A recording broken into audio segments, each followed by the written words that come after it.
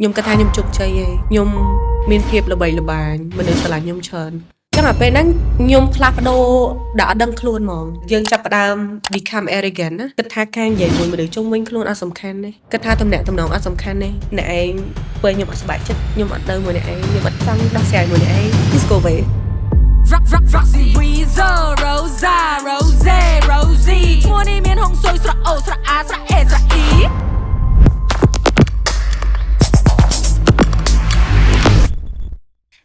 សួស្វាគមន៍ប្រិយមិត្តអ្នកទស្សនាទាំងអស់គ្នាសូមស្វាគមន៍មកកាន់អេពីសូតថ្មីនៃ Rock Cambodia Podcast នៅក្នុងវគ្គនេះគឺកាន់តែពិសេសទៀតហើយយើងនឹងមកជួបជាមួយនឹងភាវកិត្តិយសមួយរូបដែលខ្ញុំជឿថាអ្នកដែលចូលចិត្តក្នុងវិស័យ Hip Hop វិស័យចម្រៀង Rap ប្រកាសជាស្គាល់គាត់តាមរយៈកម្មវិធី The Rapper Cambodia ដែលគាត់ជាបេក្ខនារី rapper ស្ត្រីមួយរូបដែលមានភាពលេចធ្លោមែនទែនហើយក៏ទទួលបានការ vote ជា fan favorite ផងដែរហើយខ្ញុំផ្ទាល់គឺខ្ញុំចូលចិត្តគាត់ជាពិសេសគឺ energy របស់គាត់នឹងតែម្ដងមើលperformance របស់គាត់ពេលណាក៏ភឺស្បល់ដែរគាត់គឺ Roxy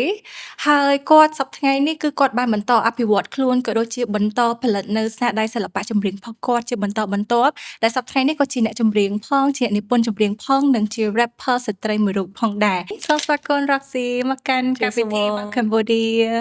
សុខសប្បាយប្រាស្រ័យបន្តិច អត់អីតែមានអារម្មណ៍ថា host ក៏រៀងចេះរៀងចង់ប្រាស្រ័យទៅយើងស៊ីគ្នានឹងឯ Roxy ចង់ដឹងថា Roxy ឈ្មោះ Roxy នឹងឈ្មោះកំណើតឬក៏មិនដែរ Roxy ជា stage name បងឈ្មោះពិតខ្ញុំរុនដានីអញ្ចឹងដានីគឺជាមនុស្សបែបណាដែរមុនមានវត្តមាន Roxy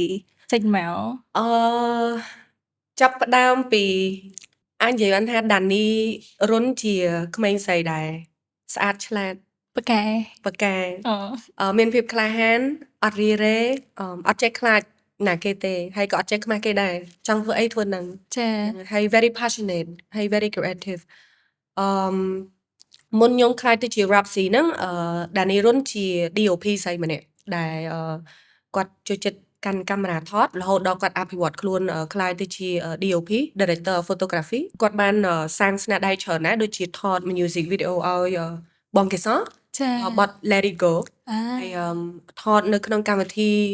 ច្រើនដូចជា PMA របស់ Smart ហើយក៏នឹងអូយលយមានអារម្មណ៍ខ្លួនឯងលយមែនតើហើយបន្ទាប់មកបានថតកម្មវិធីបានធ្វើproject ឲ្យខាង EBS ដែលគាត់ធ្វើជាវីដេអូផលិតយកស្នាដៃក៏ដូចជាជំនាញដើម្បីផ្សព្វផ្សាយឲ្យប្រជាជនខ្មែរហ្នឹងហើយទាំងហ្នឹងជាស្នាដៃដែលខ្ញុំជា DOP ពីមុនបានសាងឡើងហើយបន្ទាប់ពីមុនដែលខ្ញុំខ្លាចមកជា Roxy ឥឡូវចុះពេលណាដែរចាប់ផ្ដើមមាន Roxy ពេលដែលយើងចាប់ផ្ដើមស្រឡាញ់ការ rap ឬក៏មិនដែរចាប់ផ្ដើមមាន Roxy ហ្នឹងពេលថ្ងៃមួយដែលគេប្រកាសថាមានកម្មវិធី rap ដំបូងបង្អស់នៅក្នុងប្រទេសកម្ពុជាហើយពេលហ្នឹងបើនិយាយពីសាច់រឿងមកត្រឡប់ទៅវិញបន្តិចបើកវងកញ្ចក់ហ្នឹងគឺខ្ញុំជាក្មេងស្រីដែលស្រឡាញ់តន្ត្រីតាំងពីក្មេងហ្មងចាប់ផ្ដើមដឹងក្តីរហូតដល់ថ្នាក់ទី11ហ្នឹងខ្ញុំរៀននៅសាលាសុវណ្ណភូមិអញ្ចឹងគេមានថ្នាក់តន្ត្រីមួយដើម្បីឲ្យសិស្សចូលរៀនហើយពេលហ្នឹងខ្ញុំម្នាក់នៅក្នុងហ្នឹងគេមានលេងស្គរគេមានរៀនព្យ៉ាណូគេមានរៀនច្រើនឧបករណ៍ច្រើនហើយខ្ញុំចូលរៀនដែរតែខ្ញុំកាន់ចាប់យកមីក្រូហ្មងហ្នឹងហើយអញ្ចឹងបានន័យថានៅក្នុងថ្នាក់រៀនហ្នឹងគេបង្កើតជា band មួយហើយខ្ញុំជា singer នៅក្នុង band ហ្នឹងតែច្រៀងប្រចាំឲ្យសាលាសុវណ្ណភូមិហ្មងអញ្ចឹងរាល់ពេលដែលគេមានកម្មវិធីសាលាធំគេហៅ NTC Group ហ្នឹងគេប្រជុំគ្នាដោយសាខាជាច្រើនមកមានទាំងប៉ោយប៉ែតមានទាំងអីច្រើនហ្មងកម្មវិធីធំហ្មងកម្មវិធី sport ដូច World Cup យ៉ាងអញ្ចឹងប៉ុន្តែនៅក្នុងស្រុកខ្មែរហើយជាកម្មវិធីតូចមួយនៅក្នុងស្រុកខ្មែរបែបសិស្សចាអញ្ចឹងគេមានសម្ពោធកម្មវិធីហ្នឹងគឺគេមានឡើង perform ច្រៀងបើកកម្មវិធីអីចឹងទៅអញ្ចឹងពេលហ្នឹងគឺមានតែក្រុមខ្ញុំមួយឯងហ្នឹងហើយដើម្បី represent ឲ្យកម្មវិធីអញ្ចឹងណាហើយពេលហ្នឹងមានអារម្មណ៍ខ្លួនឯងអស្ចារ្យមែនតើខ្លួនឯង superstar ហ្មងពេលណាហ្នឹងហើយអញ្ចឹង Roxy គឺចាប់ពីពេលហ្នឹងហ្នឹងហើយតែអត់ទាន់ដឹងថាខ្លួនឯងកំពុងធ្វើអីទេចាដឹងថាយើងចាប់ដើម rap នៅឬក៏គ្រាន់តែច្រៀងធម្មតាច្រៀងជាបទអង់គ្លេសពួកយើងរៀនអង់គ្លេសចាអញ្ចឹងទៅមិត្តភ័ក្ដិលេងត្រាំលេងអីអញ្ចឹងទៅហើយមានអារម្មណ៍ខ្លួនឯងលយកាន់មីក្រូឡើងច្រៀងមុខមនុស្ស ច្រើនហើយអត់ខ្លាចទេហ្នឹងហើយ thì tức plan mà ពេញចិត្តនឹងធ្វើនៅអីដែលខ្លួនកំពុងធ្វើរហូតដល់ពេលហ្នឹងគឺចាប់ផ្ដើមមានឈ្មោះ Roxy គេស្គាល់ Roxy ចឹងទៅហើយអត់ទាន់ដឹងថាខ្លួនឯងធ្វើអីទេពេលហ្នឹងចេះតែធ្វើសិនដោយសារលយសប្បាយស្រឡាញ់រហូតដល់ថ្នាក់ទី12ផ្អាកតន្ត្រីមិនតិចខំរៀនទី12រហូតដល់ប្រឡងចប់ទី12អត់ដឹងខ្លួនឯងធ្វើអីទៀតដឹងថាស្រឡាញ់តន្ត្រីប៉ុន្តែធ្វើអីគេទៀតធ្វើម៉េចបានអាចចូលតន្ត្រីបានអត់ដឹងអញ្ចឹងនៅពេលដែលអត់ដឹងធ្វើអីដែលខ្លួនអាចធ្វើបានសិនចំពេលដែលខ្លួនស្រឡាញ់ខាងfilm ដែរស្រឡាញ់ខាង photography ស្រឡាញ់ខាង videography អញ្ចឹងក៏មានកាមេរ៉ាមួយហ្នឹងថត vlog ដើរចេញ event ថតគេថតឯងថតយូរមានឈ្មោះគេស្គាល់ច្រើននៅតាមសាលាគឺគេស្គាល់ Roxy រហូតដល់មកដល់ឡើងសាកលវិទ្យាល័យល្បីឈ្មោះមកតាំងទៀតហ្នឹងគឺអ្នកថតស្រីនៅក្នុងសាកលវិទ្យាល័យមកខ្ញុំរៀននៅ UC ក៏ធ្វើបន្តរហូតដល់មានការងារលើកដំបូងហ្នឹងគឺការងារជាអ្នកថតហ្នឹងហ្មងរហូតដល់ចេញតាម event ធំដែលគេបានស្គាល់ជា DOP ហ្នឹងប៉ុន្តែមានថ្ងៃមួយហ្នឹងខ្ញុំបានថត concert ឲ្យបងជី David ខ្ញុំឈរមុខឆាកខ្ញុំឃើញបងជី David ឈរនៅលើឆាកធំកាលហ្នឹង concert គាត់នៅ Elysee នៅកពេចធំដំបូងហ្នឹងហើយពេលគេ rehearsal ខ្ញុំឈរនៅក្រោយកាមេរ៉ាខ្ញុំចឹងដូចបងចឹងឈរមើលកាមេរ៉ាហើយឈរមើលគាត់បដើហើយលយមានអារម្មណ៍លយហ្មងតែមានសំណួរមួយសោះណាហេមិនខ្ញុំឈរនៅនឹងចឹង you know like hey I belong there I supposed to be there yes ហើយខ្ញុំចង់ហ្នឹងគឺពេលហ្នឹងចង់ឲ្យគេឲ្យខ្ញុំកាន់កាមេរ៉ាgimbal ហ្នឹងនៅលើឆាកដោយសារចង់ឡើងលើឆាកចង់មើលពីលើឆាកមកក្រោមថាវាមាន POV មកលើឆាក stage sound មក lighting មកហើយអារម្មណ៍វាអស្ចារ្យមកហើយខ្ញុំស្រឡាញ់ពេលមាន teamwork រត់យកពាក់កាសពាក់អីឲ្យអីហ្នឹងថា oh my god Roxy you're supposed to be there you're not here អញ្ចឹងមិនខ្ញុំ define ឃើញថាអូការស្រឡាញ់ហើយនឹងការចូលចិត្តខុសគ្នាអញ្ចឹងខ្ញុំចូលចិត្តធ្វើខ្ញុំចូលចិត្តខាង production ខ្ញុំចូលចិត្តថតខ្ញុំចូលចិត្តផលិតវីដេអូសូម្បីតែ MV ខ្ញុំជួនកាលខ្ញុំ direct ខ្លួនឯងប៉ុន្តែអានឹងជាការចូលចិត្តវាមិនមែនជាការស្រឡាញ់ទេអីដែលស្រឡាញ់គឺអីដែលខ្ញុំកំពុងធ្វើឥឡូវចាអញ្ចឹងក៏ដល់ពេលមួយដែលខ្ញុំចាប់ផ្ដើមចាប់ផ្ដើមរកឃើញខ្លួនឯងថាអូ I belong on the stage អញ្ចឹងក៏មានកម្មវិធីមួយពឹបដែលគេផ្សាយមកព្រោះបងកណ្ដាលគេពេលហ្នឹងមានវីដេអូមួយគេ advertise គេថាតើអ្នកទាំងអស់គ្នាត្រៀមខ្លួនហើយឬនៅតើអ្នកណាជា the next rap star in Cambodia ចឹងក៏ whatever it take យើងស្រឡាញ់ហើយព្រោះយើងទៅមុខលែងរួចជាមួយនឹង production ទៀតហើយយើងអស់ចំណងយើងនៅស្រឡាញ់ប៉ុន្តែយើងលែងចង់យកវាជា main focus ទៀតហើយយើងចង់ដេញចាប់ក្តីសម័យអញ្ចឹងដាក់ពាក្យ post video កាលហ្នឹងគេឲ្យប្រឡង online post video មួយហើយជឿអត់បើខ្ញុំប្រាប់ថាពេលហ្នឹងជាលើកដំបូងបង្អស់ដែលខ្ញុំចាប់ផ្ដើមទៅសេប្រូលបើន័យថាខ្ញុំអត់មានបទពិសោធន៍នៅក្នុងការធ្វើជំនាញសុទ្ធសាធហ្មងអញ្ចឹងខ្ញុំចាប់ផ្ដើមទៅសេប្រូហ្នឹងដោយសារអីគេសួរថាថៃបានអត់ខ្លាចថាប្រូហ្នឹងទៅសេអត់ថៃបានអត់មានអារម្មណ៍ថាខ្មាស់គេទៅថតវីដេអូ rap អត់មានអាហ្នឹងឯងកាលហ្នឹងគឺចង់ទៅសេភ្លាមហ្នឹងសែនឲ្យមិត្តភក្តិប្រាប់ថាហើយស្ដាប់អានេះហើយមិនបាច់និយាយអីទេហើយប្រាប់គ្នាថាលយហ្មងហើយផុសវាទៅហ្នឹងហើយយើងប្រាប់ឲ្យមិត្តភក្តិប្រាប់យើងអញ្ចឹងវិញសាក់សេរស់មានសាក់សេរស់ហើយក៏នាំគ្នាលើកទឹកចិត្តថាលយគេហៅនីគេហៅលយនីផុសក៏ធ្វើវីដេអូ post ពឹងក៏អត់មានរំពឹងទុកថាវីដេអូនឹងមានការទទួលបានការចាប់អារម្មណ៍ពីទស្សនិកជនក៏អត់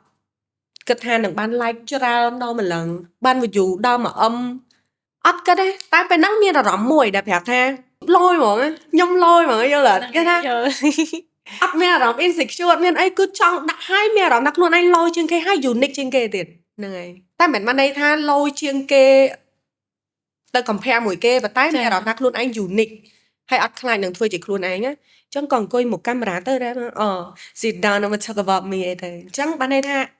ដំណើរនៃខ្លាញ់មកជា Roxy ហ្នឹងគឺចាប់ផ្ដើមនៅពេលហ្នឹង ការដាក់ពាក្យប្រឡងចូលនៅក្នុងកម្មវិធីThe Rapper Cambodia ហ្នឹងហើយ និយាយទៅស្ដាប់ទៅគួរឲ្យចាប់អារម្មណ៍មែនតើគ្រាន់ស្ដាប់មកមានអារម្មណ៍ energy គឺមនុស្សស្រីម្នាក់ដែលក្លាហានដើរតាមក្តីសម័យផឹកខ្លួនឯងហ្មង I miss that girl ឥឡូវចុះឥឡូវ ឥឡូវវាឥឡូវ mature អូខេ ឥឡូវមានរបាំងការពារច្រើនកាលមុនណាហែកហ្មង love that ចូលទឹកអត់មានពងការ មាន ពារ ពងការពារលេងទឹកតែពេលលងម្ដង លងម្ដងមានអាវពងផងមានហែកទឹកផងមានក្បាច់មានអីចឹងហ្នឹងហើយ ហ្នឹងហើយអរគុណច្រើន Roxy ស្ដាប់ទៅគួរឲ្យចាប់អារម្មណ៍ហ្មងព្រោះមុនហ្នឹងខ្ញុំស្ដាប់ Roxy ឃើញតាក់ទងមួយចែកម្លែកការងារជា DOP ចុះតាក់ទងមួយស្នាដៃចម្រៀងរបស់យើងវិញតាក់ទងកន្លងមកបន្ទាប់ពីប្រកួតចប់មកដល់សប្តាហ៍ថ្ងៃនេះបានបង្កើតស្នាដៃអីគេខ្លះដែរ អូហ្នឹងហើយបន្ទាប់ពីប្រឡងចប់ទីមួយខ្ញុំបាន debut ចេញបទចម្រៀងរបស់ខ្លួនឯងមួយហៅ Roxy Rizzo ទទួលបានការពេញចិត្តsupport ទទួលបានការស្រឡាញ់ពី fan ខ្ញុំដែរ Foxy shout out to you បន្ទាប់មកខ្ញុំទទួលបានឱកាសដ៏ធំមួយ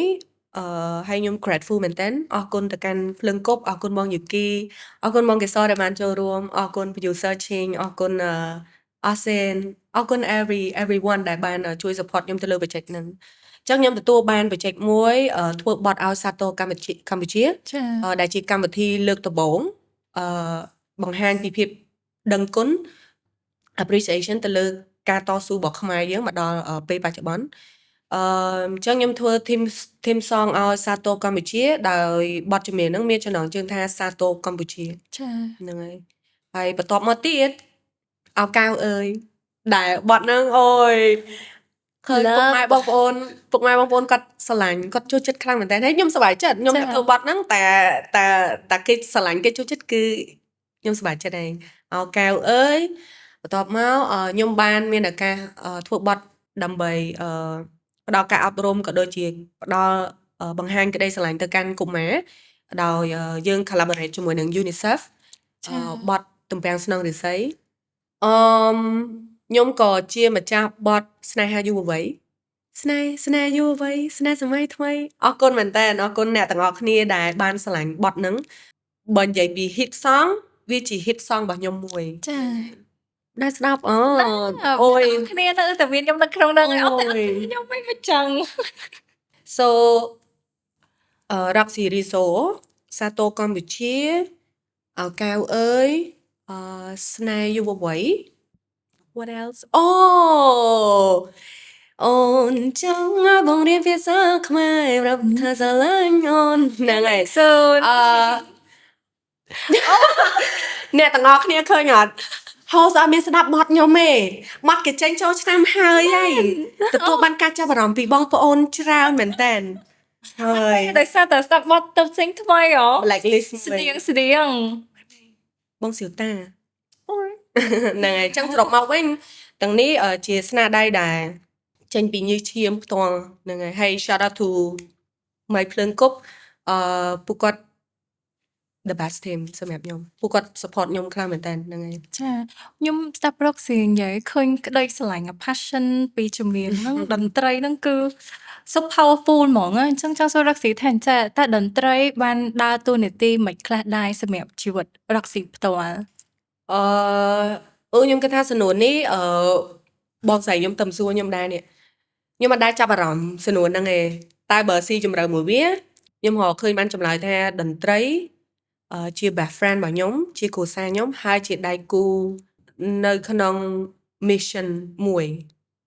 ជាដៃគូបេសកកម្មហ្នឹងហើយតន្ត្រីជា best friend ខ្ញុំហ្នឹងបានន័យថាគាត់នៅជាមួយខ្ញុំនៅពេលខ្ញុំ sad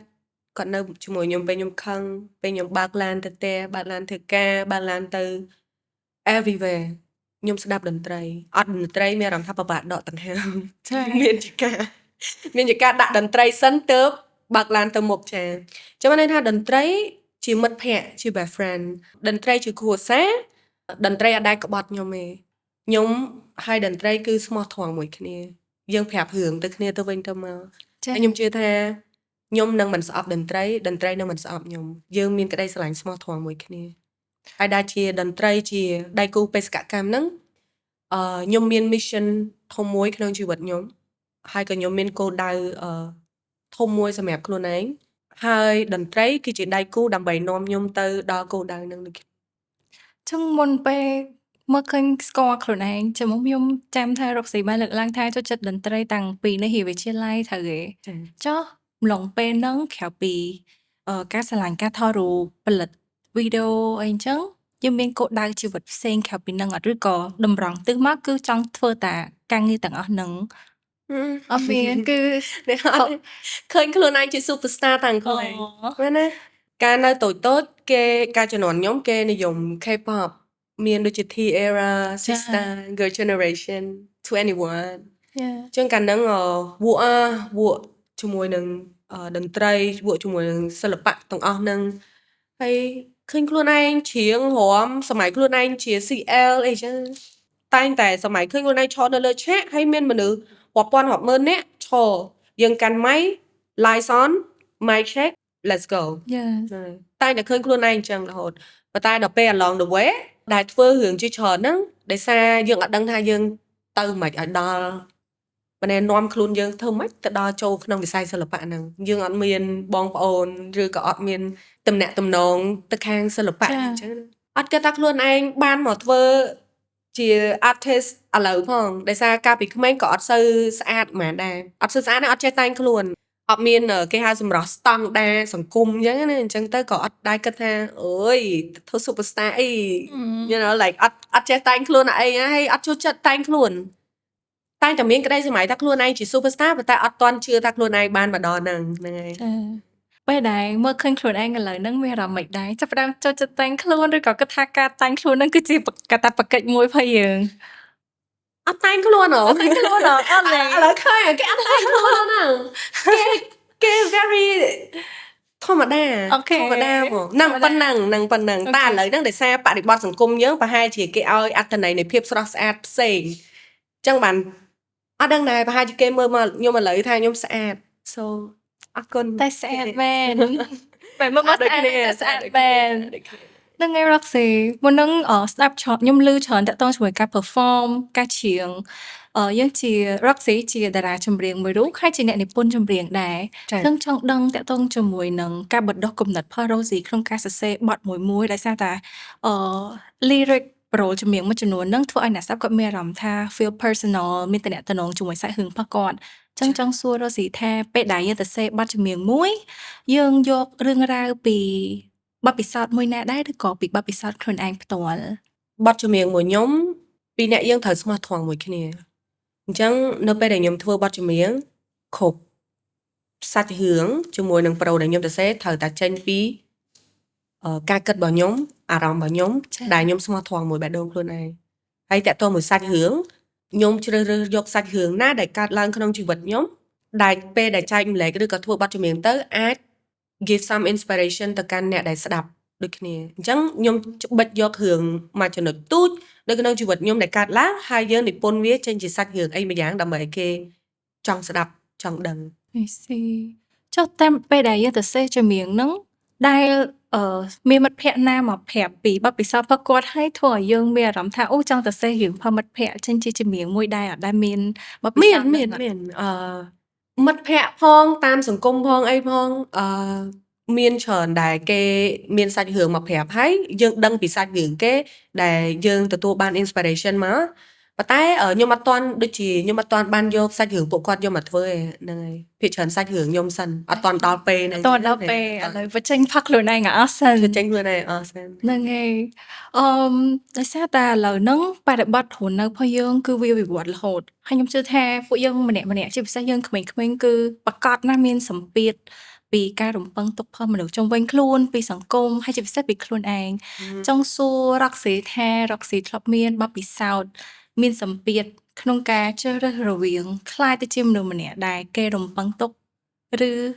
ជាមួយនឹងការខ្លាយជាមនុស្សម្នាក់ដែលខ្លួនឯងចង់ធ្វើអត់ដោយសារតែ Roxy ខ្ញុំស្ដាប់មុននឹងភាគច្រើនខ្ញុំលើមកគឺ Roxy ធ្វើជាខ្លួនឯងហ្មងតែដែលមាន moment មួយដែលខ្ញុំមានអារម្មណ៍ថាយើងមានសម្ពាធក្នុងការជ្រើសរើសនឹងដែរអត់ឬក៏អត់មានទេធ្លាប់តាំងពីក្មេងមកតែតែជឿជាក់ថាខ្ញុំគ្រប់គ្រាន់ហើយខ្ញុំលយខ្ញុំធ្វើអីដែលជាខ្ញុំទៅគ្រប់គ្រាន់ហើយ តែនៅពេលដែលយើងប្រឡូកចូលក្នុងសង្គមកាន់តែដិតការមើលឃើញរបស់យើងកាន់តែធំអញ្ចឹងទៅពេលខ្លះធ្លាប់មានចម្ងល់សួរទៀតហ្នឹងថា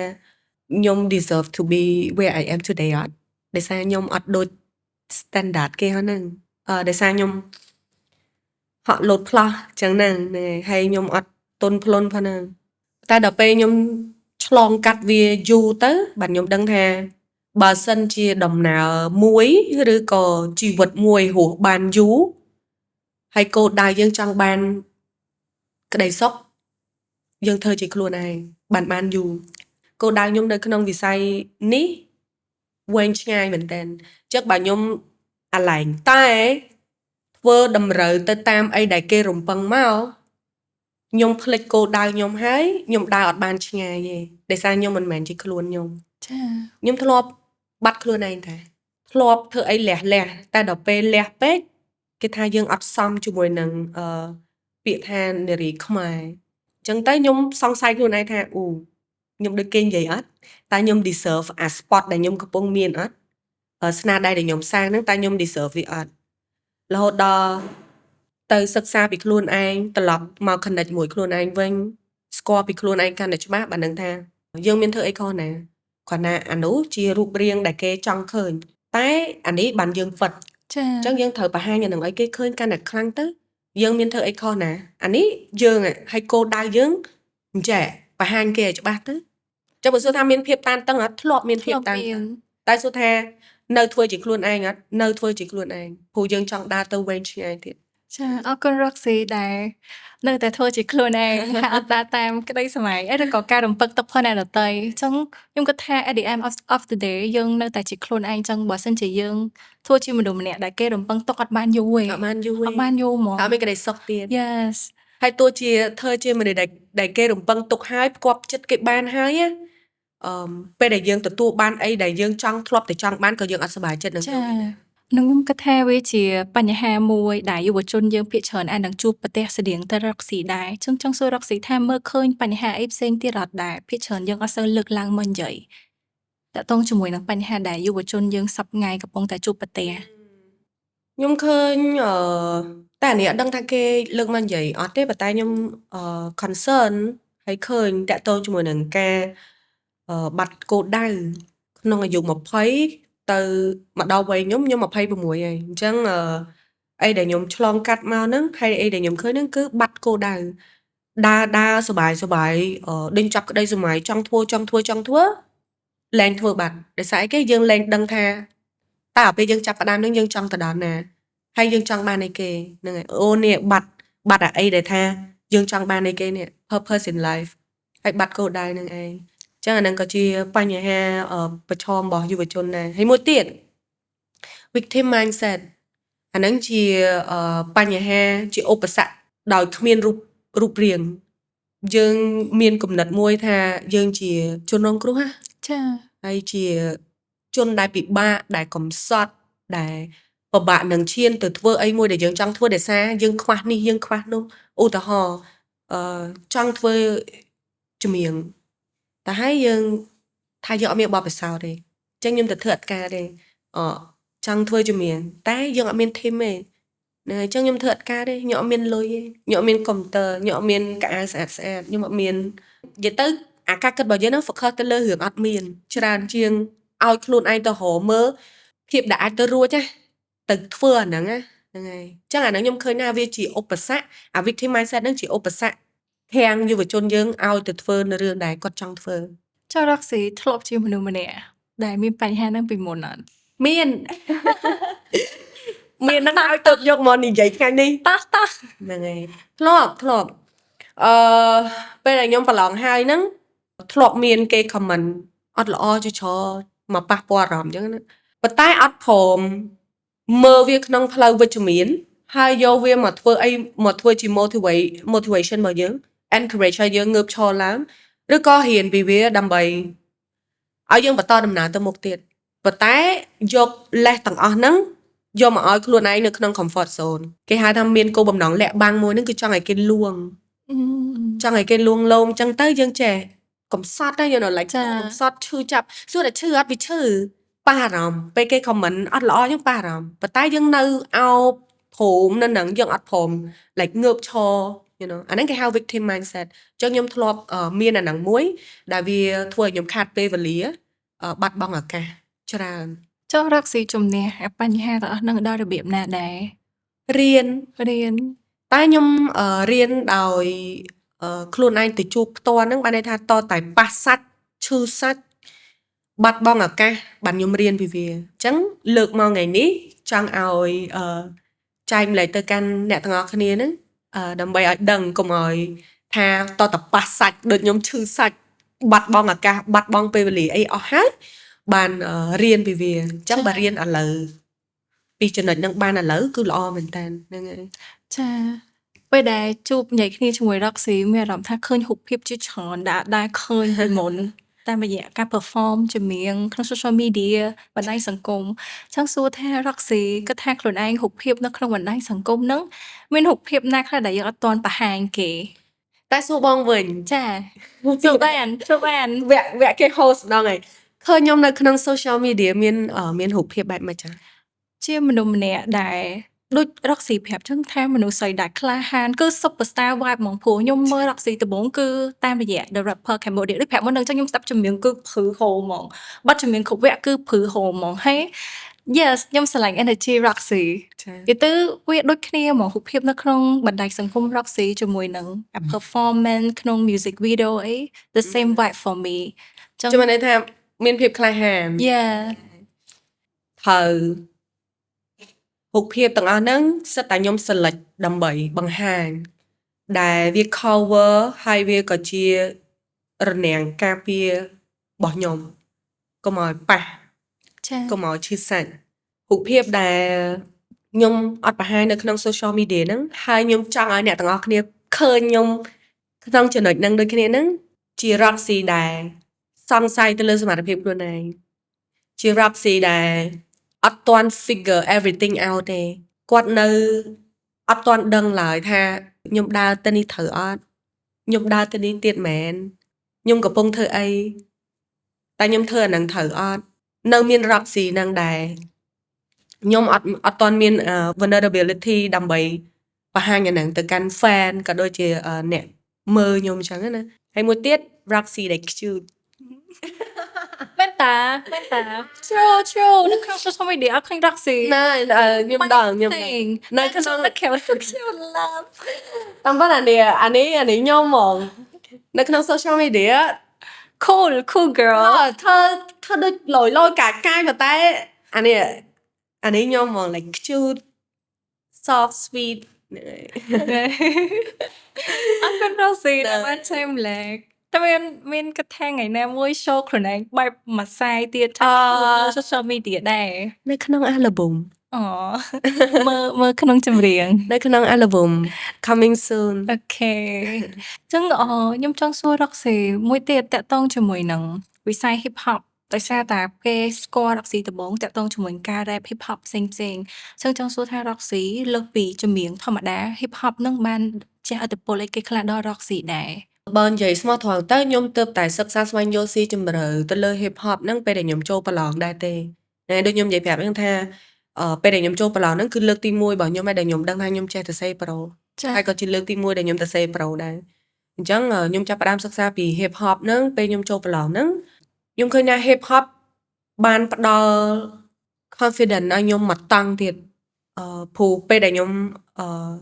ទៅសេប្រូពេលដែលខ្ញុំ rap ខ្ញុំមានអារម្មណ៍ថាខ្លួនឯងលយមកតាំងទៀតមានភាពជឿជាក់ហើយ hip hop បានផ្ដល់ទីកន្លែងមួយដែលខ្ញុំប្រាប់ខ្លួនឯងប្រាប់ទៅកាន់ fan ខ្ញុំថាខ្ញុំជាពីណាគេហ្នឹងហើយអញ្ចឹងបើសួរថា impact របស់ hip hop មកលើខ្ញុំអីគេផ្ដល់ភាពជឿជាក់មកឲ្យខ្ញុំច្រើនមែនតើហ្នឹងហើយ ចូលរកស៊ីពេលបានប្រើអាការច្រៀង rap ហ្នឹងបង្ហាញពីអារម្មណ៍ខ្លួនឯងដែរអត់បង្ហាញពីការគិតផុសខ្លួនឯង Yes រាល់ពេលដែលខ្ញុំទៅសេចម្រៀងហ្នឹងគឺខ្ញុំបញ្ចេញអារម្មណ៍នៅក្នុង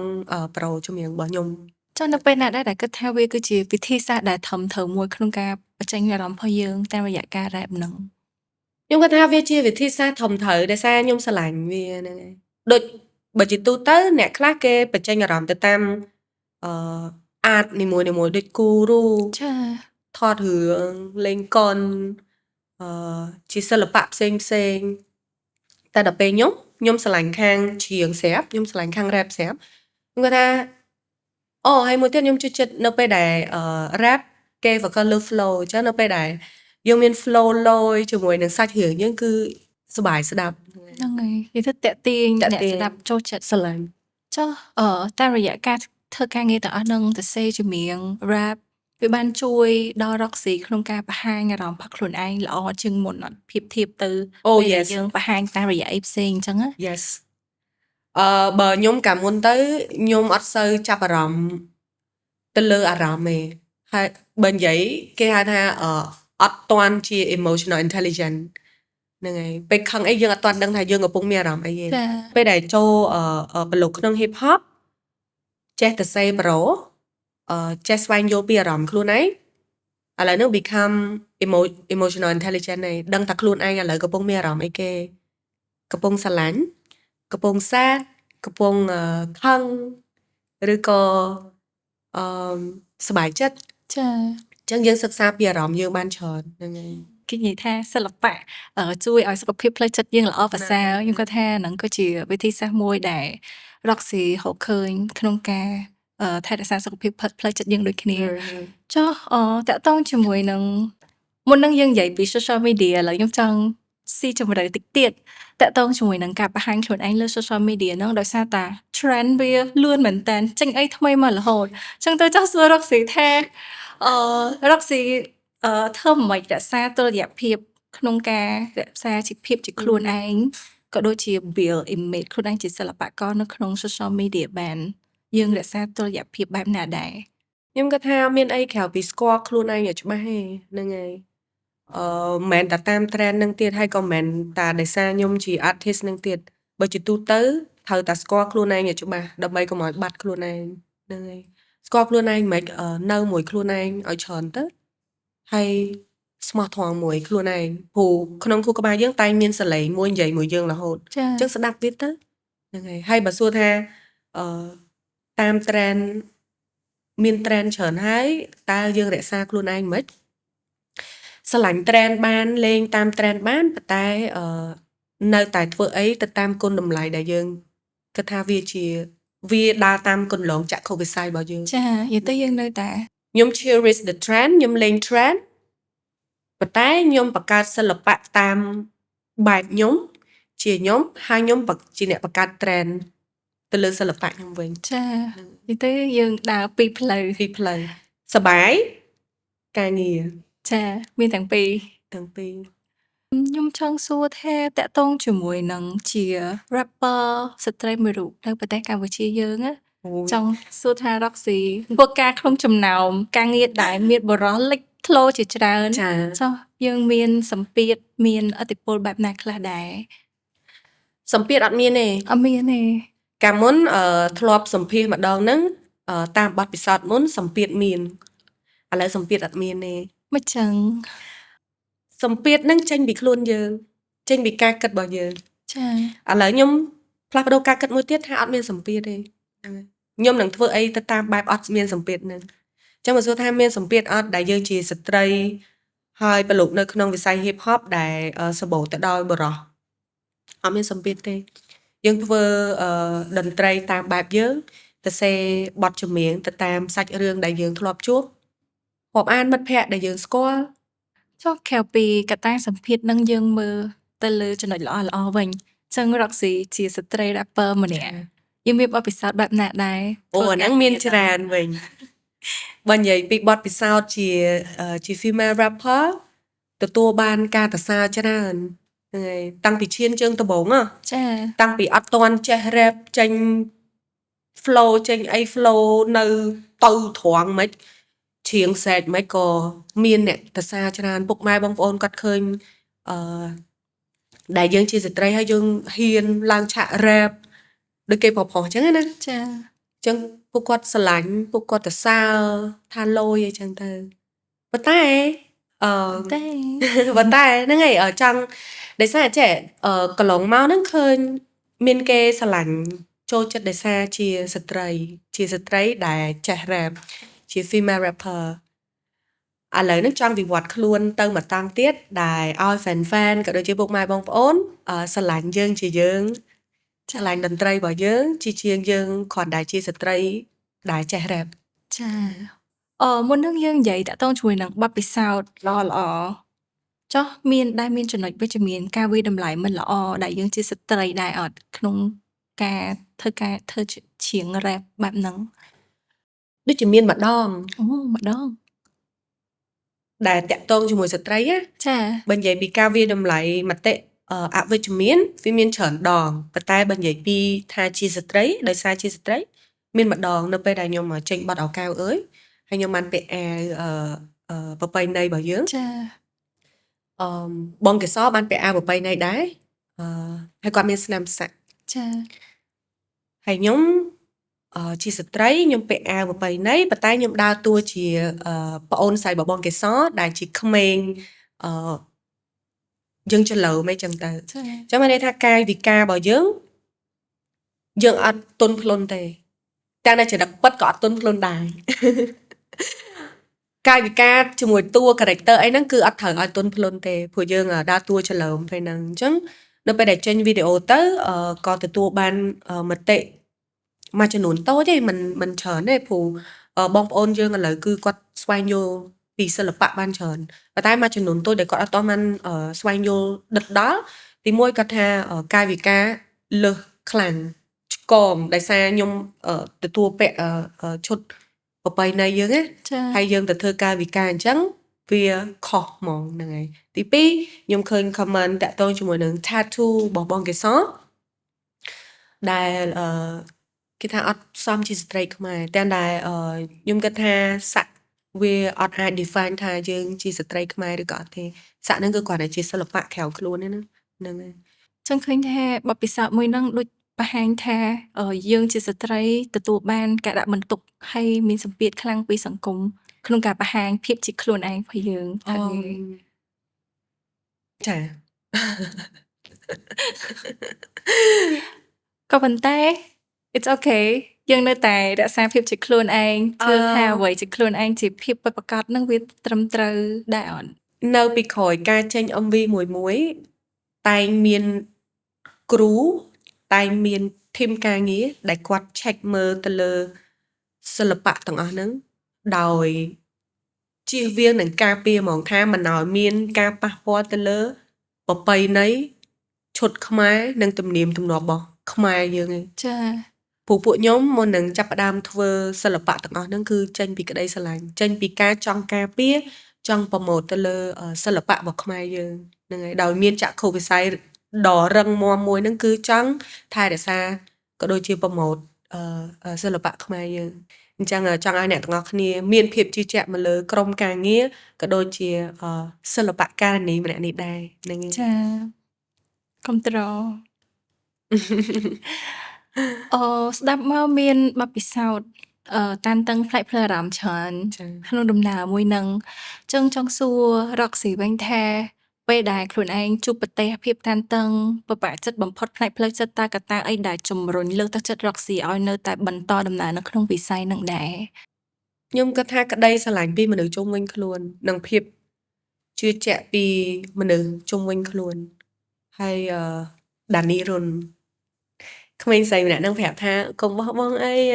ចង់បានណា ចង់បានណា ចង់បានទៅទៀតទៅដឹងបានហើយអញ្ចឹងឃើញក្មេងស្រីហ្នឹងអត់បោះបង់ហ្មងហើយមួយទៀតក្តីស្រឡាញ់ក៏ដូចជាភាពជឿជាក់ពីបងហើយក្រុមគ្រួសារគឺខ្លាំងក្លាហ្មងអញ្ចឹងអត់មានអីដែលត្រូវបោះបង់ហ្នឹង អញ្ចឹងយើងមានអ្នកលើកទឹកចិត្តយើងច្រើន មាន នៅជុំវិញខ្លួនហើយមានក្មេងស្រីម្នាក់ មានក្មេងស្រីម្នាក់ ទូ ដានី មាន រុ ក្នុង ន ចិត្តលើកទឹកចិត្តដូចគ្នាចុះRoxy ដែលសង្ស័យលើការសម្រេចចិត្តខ្លួនឯងឯងដោយសារតែយើងទាំងអស់គ្នាណាគេក៏ធ្លាប់មានបទពិសោធន៍ប្រឈមមុខខ្លាចនឹងការប្រឈមមុខនឹងភាពបរាជ័យចុះ Roxy ដែលសង្ស័យខ្លួនឯងថាដើរផ្លូវហ្នឹងជ្រើសរើសដើរផ្លូវហ្នឹងគឺពិតជាជម្រើសត្រឹមត្រូវសម្រាប់ Roxy ដែរអត់ យើងពីក្មេងមកយើងចេះតែធ្វើយើងអត់ទាន់គិតរឿង business ទេយើងធ្វើយើងស្រឡាញ់រហូតដល់ផ្លូវមួយដែលគេឲ្យបង្រួម business ជាមួយនឹងចំណង់ business and passion អញ្ចឹងបើយើងធ្វើតន្ត្រី យើងសម្រាប់ចិត្តថាអូយើងចង់ធ្វើតារាយើងចង់ធ្វើ artist យើងធ្វើជំនាញយើងចេញជំនាញប៉ុន្តែដល់ផ្លូវមួយដែលយើងត្រូវយកជំនាញហ្នឹងមកធ្វើជា business ដែរដើម្បី support គ្នាដើរទៅផ្លូវឆ្ងាយនៅពេលដែល business ជាមួយនឹង art របស់យើងវាអត់ align គ្នាយើងចាប់ផ្ដើមសួរខ្លួនឯងដល់ដើរត្រូវហើយដើរខុសហើយនៅពេលដែល business ចាប់ផ្ដើមចូលជាមួយ art វាលែងសប្បាយវាលែងសូវសប្បាយដូចមុនទេអញ្ចឹងថាតើអាសម្ពាធទាំងអស់ហ្នឹងអាភាពប៉ះពាល់ទាំងអស់ហ្នឹងវានៅឲ្យយើងចង់បានវាទៀតអត់ហើយសម្រាប់ចិត្តត្រូវអត់ព្រោះពេលខ្លះអត់បានលុយទេណាធ្វើ MV អស់ពី 20000 ឬក៏ MV អស់ពី 3000 អីមិនប្រកាសថាតម្លាក់ទៅបានលុយមកវិញទេណាអញ្ចឹងនៅពេលហ្នឹងឯងដែលមានភាពសង្ស័យប៉ុន្តែឥឡូវទទួលបានចម្លើយច្បាស់ហើយថាវាជាការសម្រេចចិត្តដ៏ធំធេងបំផុតហើយខ្ញុំឃើញថាខ្លួនឯងជោគជ័យ មានអារម្មណ៍ថាមានមោទនភាពចំពោះរកស៊ីដូចគ្នាដែលយើងជឿជាក់ទៅលើអីដែលយើងធ្វើហើយយើងនៅតែបន្តខិតខំធ្វើអីដែលយើងចង់ធ្វើដើរតាមក្តីសម័យទៅមានអារម្មណ៍ថាinspire ខ្ញុំខ្លាំងមែនតើចង់សួរមេរៀនជីវិតខ្លះៗពីរកស៊ីមានមេរៀនជីវិតណាដែលយើងចង់ចាំដកជាប់ក្នុងអារម្មណ៍ហ្មងណាដែលធ្វើឲ្យយើងហ៊ានសូត្របានហើយខ្លាចទៅជាមនុស្សម្នាក់ដែលកាន់តែមានភាពជឿជាក់ក្នុងវិស័យហ្នឹងក៏ដូចជាការសម្រេចចិត្តធ្វើការងារប្រកបទៅដោយភាពឆ្លាតវៃមេរៀនដែលខ្ញុំរៀនបានខ្លាំងបំផុតហ្នឹង being humble មិនថាទៅដល់ណាដល់កម្រិតណាខ្ពស់ដល់កម្រិតណាគិតថាខ្លួនឯងជោគជ័យកម្រិតណា please be humble អាហ្នឹងខ្ញុំប្រាប់ខ្លួនឯងហ្មងថា be humble ខ្ញុំធ្លាប់មានពេលមួយដែលខ្ញុំគិតថាខ្ញុំជោគជ័យហើយខ្ញុំមានភាពល្បីល្បាញមនុស្សស្រឡាញ់ខ្ញុំច្រើនអញ្ចឹងអាពេលហ្នឹងខ្ញុំផ្លាស់ប្ដូរដែលអត់ដឹងខ្លួនហ្មងដែលយើងចាប់ផ្ដើម become arrogant ណាហើយគិតថាការនិយាយមួយមនុស្សជុំវិញខ្លួនអត់សំខាន់ទេគិតថាទំនាក់ទំនងអត់សំខាន់ទេអ្នកឯងធ្វើឲ្យខ្ញុំអត់សប្បាយចិត្តខ្ញុំអត់នៅមួយអ្នកឯងខ្ញុំអត់ចង់ដោះស្រាយមួយអ្នកឯង please go away អញ្ចឹងក្រុមការងារក៏អញ្ចឹងអូយក្រុមការងារមានអ្នក support ច្រើនណាស់ប៉ុន្តែអត់សូវមើលឃើញពី effort របស់គេគិតតែខ្លួនឯងជោគជ័យហើយអត់សូវខ្វល់ពីអ្នកដទៃហ្នឹងឯងរហូតដល់ថ្ងៃមួយមានបងស្រីខ្ញុំម្នាក់ដែលគាត់បានទៅប្រទេសបារាំងហើយគាត់ត្រឡប់មកវិញគាត់មានកូនកាក់មួយជាកាដូឲ្យខ្ញុំគាត់បានភ្ជាប់មកជាមួយនឹង note กระดาษ note មួយហើយដែលមានអក្សរហើយអក្សរហ្នឹងខ្ញុំឃើញថាបើមើលដំបូងដូច Friction អញ្ចឹងណាប៉ុន្តែបើមើលឲ្យស៊ីជម្រៅกระดาษហ្នឹងពោពេញដោយក្តីស្រឡាញ់ដឹងគាត់និយាយថាម៉េចអត់គ្នាថាម៉េចតែវត្តកាដូណាខ្ញុំអីដែលខ្ញុំ expect ខ្ញុំគិតថាគាត់នឹងទៅសេថា oh you did great Roxy I'm proud of you អញ្ចឹងចាតែដឹងគាត់និយាយថាម៉េចអត់ humble your attitude oh my god គេតែស្ដាប់នេះគៀងត្មងទៀត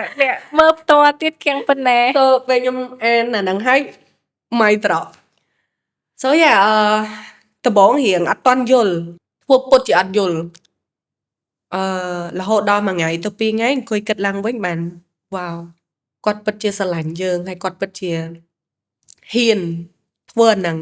ចឹងដែរអត់ខ្លាចឈឺសាច់ទេតាមពិតណាបើយើងគិតខុ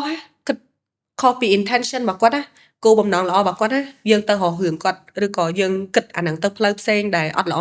ចាគាត់ឈឺសាច់ខ្លួនឯងវិញហ្នឹងហើយហើយតាំងពីពេលហ្នឹងមកបានដូចផ្ទះកាភ្លៀងយើង humble ដឹងគុណឲ្យបានច្រើនខ្លួនឯងទទួលបាន achievement នៃគេសូមមើលអាហ្នឹងហើយដឹងគុណវាហើយដឹងគុណ team ដឹងគុណអ្នកដែលកំពុងស្រឡាញ់យើងជុំវិញខ្លួនចាអញ្ចឹងពេលហ្នឹងជាមេរៀនរបស់ខ្ញុំធំឯងដែលខ្ញុំត្រឡប់ទៅមើលវិញបានឃើញថា attitude របស់ខ្ញុំពិតជា cross the line like វារៀងលើសហ្នឹងអាហ្នឹងជាមេរៀនមួយទៀតខ្ញុំរៀនគ្រប់គ្រងអារម្មណ៍បានច្រើនកាលមុនអារម្មណ៍មិនចេញអញ្ចឹងតែឥឡូវគេហៅថា emotional regulation មានអារម្មណ៍មិនសិក្សាពីវាហើយយើង control វាបែបណាអាហ្នឹងក៏ជាមេរៀនដែលខ្ញុំរៀនបាន along the way ដែរចាហ្នឹងហើយអរគុណ Roxy មុននឹងខ្ញុំលើពាក្យអូសំខាន់ទៀតបានបានដែលអាហ្នឹងវាចំណុចសំខាន់ណាស់ដែលខ្ញុំលើកមកពីមុនមួយដែរហើយ មេរៀនដែលខ្ញុំរៀនហ្នឹងគឺកំណើតតួកំសត់ victim mindset ចា អាដាប់តួកំសត់ហ្នឹងវាឲ្យយើងស្រួលខ្លួនមកពេលទេប៉ុន្តែវានឹងធ្វើឲ្យយើងនៅមួយកន្លែងហើយនៅក្នុងប្រអប់មួយដែលនៅកំសត់នៅនឹងអត់រកផ្លូវចេញទេអាហ្នឹងបាត់បង់ពេលវេលាបាត់បង់ឱកាសច្រើន ហ្នឹងហើយអរគុណ Roxy ខ្ញុំគិតថានេះជាមេរៀនសម្រាប់ Roxy ក៏ដូចជាមេរៀនសម្រាប់អ្នកផ្សេងទៀតរួមទាំងខ្ញុំដែរខ្ញុំគិតថាអីក៏ដោយយើងធ្វើរាល់ថ្ងៃនេះវាយើងទទួលបានមេរៀនថ្មីៗរហូតពេលខ្លះយើងអាចជួបប្រទះរឿងអីមួយដែលយើងអាច reflect ទៅលើសកម្មភាពរបស់ខ្លួនឯងហើយយើងខិតខំកែប្រែហើយបន្តអភិវឌ្ឍសម្រាប់ទៅមនុស្សម្នាក់ដែលល្អជាងពីមុនសម្រាប់ខ្លួនឯង mature ហ្នឹងហើយមុននឹងខ្ញុំឮ Roxy និយាយពីភាពជោគជ័យឃើញខ្លួនឯងជោគជ័យទទួលបានក្តីស្រឡាញ់អីអញ្ចឹងណាអញ្ចឹងដល់ឥឡូវហ្នឹងនិយមន័យនៃភាពជោគជ័យរបស់ Roxy មានការប្រែប្រួលអត់ឬក៏នៅដដែលនិយមន័យនៃភាពជោគជ័យហ៎ ចា ប្រែប្រួល មិនខ្លះដែរ ពេលចូលសិល្បៈដំបូងខ្ញុំគិតថាភាពជោគជ័យរបស់ខ្ញុំគឺ fame ភាពល្បីល្បាញអញ្ចឹងនៅពេលដែលយើងល្បីយើងជោគជ័យហើយប៉ុន្តែខុសទាំងស្រុងរហូតមកដល់ដំណើរខ្ញុំដើររហូតមកដល់ឥឡូវខ្ញុំជាខ្ញុំឥឡូវខ្ញុំឲ្យនិយមន័យជោគជ័យខុសពីនឹងសុទ្ធសាធនិយមន័យនៃភាពជោគជ័យរបស់ខ្ញុំមានលុយក្នុងការធ្វើរឿងដែលយើងចង់ធ្វើមានជំរើសក្នុងការជ្រើសរើសមានសេរីភាពក្នុងការជ្រើសរើសមានជំនាញល្អមាន fan base ដែលស្រឡាញ់ខ្ញុំជាខ្ញុំមានមនុស្សដែលខ្ញុំស្រឡាញ់នៅជុំវិញខ្លួនខ្ញុំមានសមត្ថភាពក្នុងការជួយអ្នកដទៃហើយមានសមត្ថភាពក្នុងការផ្ដល់ឲ្យសង្គមជាតិយើងវិញអាហ្នឹងជានិយមន័យនៃភាពជោគជ័យរបស់ខ្ញុំតែគិតថាភាពជោគជ័យនិយមន័យនៃភាពជោគជ័យថ្មីនេះកាន់តែមានតម្លៃសម្រាប់ Roxy ជាងមុននេះវាមានតម្លៃដោយសារការជោគជ័យទាំងអស់ហ្នឹងវាធ្វើឲ្យខ្ញុំ fulfill វាធ្វើឲ្យខ្ញុំពេញលេញចាសប្បាយចិត្តហ្នឹងហើយបើនិយមន័យជោគជ័យខ្ញុំពីមុនខ្ញុំបានទៅដល់វាហើយប៉ុន្តែខ្ញុំអត់សប្បាយចិត្តដល់ចាអញ្ចឹងអាហ្នឹងត្រូវផ្លាស់ប្ដូរវិញហើយហ្នឹងហើយRoxy អរគុណច្រើនមែនតើថ្ងៃនេះយើងនិយាយគ្នាច្រើនមិនថាតកតងជាមួយនឹងបទពិសោធន៍ផ្ទាល់ខ្លួនតកតងជាមួយនឹងដំណើរផ្សេងៗនៅក្នុងវិស័យសិល្បៈហ្នឹងមុននឹង Roxy មាននិយាយច្រើនហើយតកតងជាមួយនឹង Roxy និង Danny Ron ចឹងចង់ដឹងថា Roxy មានសារអីទៅកាន់ខ្លួនឯងពីមុនដែលជា Danny Ron ដែរអត់ពី Roxy ទៅកាន់ Danny Ron baby girl you did it ចឹងថាជំរើសដែលយូរឯងជ្រើសរើស every choice ផ្លូវដែលបានដើរជំហានដែលបានបោះហើយជាមួយនឹង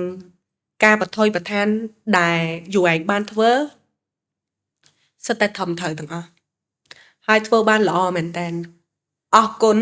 ដែលនាំដានីរុនមកដល់ទីកន្លែងបច្ចុប្បន្នហើយអរគុណដែលបន្តផ្ដល់កម្លាំងចិត្តឲ្យ Roxy ទៅមុខទៀត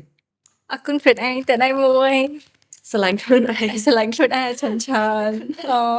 ឥឡូវបន្ទាប់ពីស្រឡាញ់ខ្លួនឯងចង់សួរដានីចូលប្រឡូកវិស័យសិល្បៈនេះបានមួយឆ្នាំដែរអញ្ចឹងមានសិល្បករជំនាន់ក្រោយយើងតទៀតអញ្ចឹងដានី sorry Roxy or Danny same person Roxy មានសារអីចង់ចែកម្លែកទៅកាន់ពួកគាត់ដែលកំពុងតែដើរតាមចាប់ក្តីសម័យរបស់គាត់ក្នុងវិស័យសិល្បៈនឹងដែរអត់មានខ្ញុំឃើញក្មេងដែលគាត់ចូលប្រឡងក្រោយនេះខ្ញុំទៅសារពួកគាត់ហើយជាមួយនឹងអ្នកដែលគាត់ចូលសិល្បៈដោយមិនបាច់ប្រឡងដោយមិនមានការប្រឡងក៏ឃើញមានច្រើនដែរចាហើយមិនមែនជាចាស់ទុំអីទេធ្លាប់មានបទពិសោធន៍ក៏ចង់ផ្ដាំដោយក្តីស្រឡាញ់ប្រាប់ថាធ្វើទៅកុំខ្វល់ពីចំណុច A B C អីចង់ធ្វើទៅធ្វើចេញសិនចាំហ៊ានតាមក្រោយធ្វើឲ្យចេញទើបដឹងថាធ្វើអីតទៀតចាធ្វើត្រូវប្រកាសចិត្តថាខ្លួនឯងចង់បានអីហើយមានគោលដៅហើយ set action plan ឲ្យខ្លួនឯងមានសកម្មភាពធ្វើ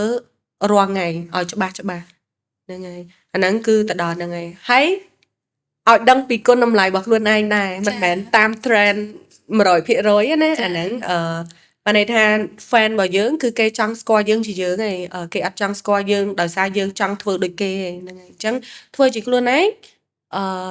មានគោលដៅហើយទៅធ្វើវាទៅ